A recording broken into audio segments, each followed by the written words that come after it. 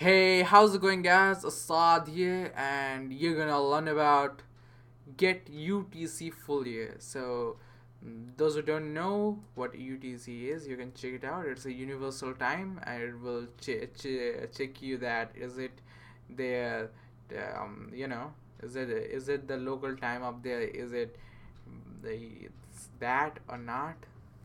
So, and now what we're gonna do is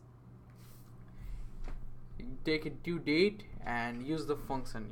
This is a constructor. With the constructor property we created due date, and now just use full year, and it's here's the date one.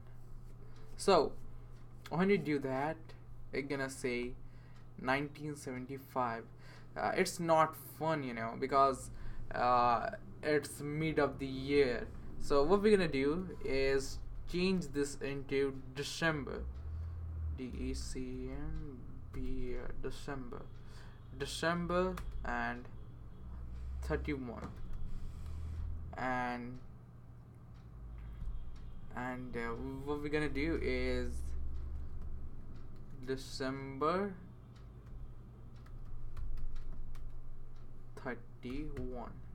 When you do that, now when we check date 1 get UTC full year method, it's gonna say 1975, and if we do like date 2, it's gonna say 1976, because minus 11, it's probably the you know Japanese time or Philippines time, like that. So in that time they are gonna they're getting 1976, and here in the US it's gonna say 1975. So hope you guys understand, and thanks for watching. See you guys in the next tutorial.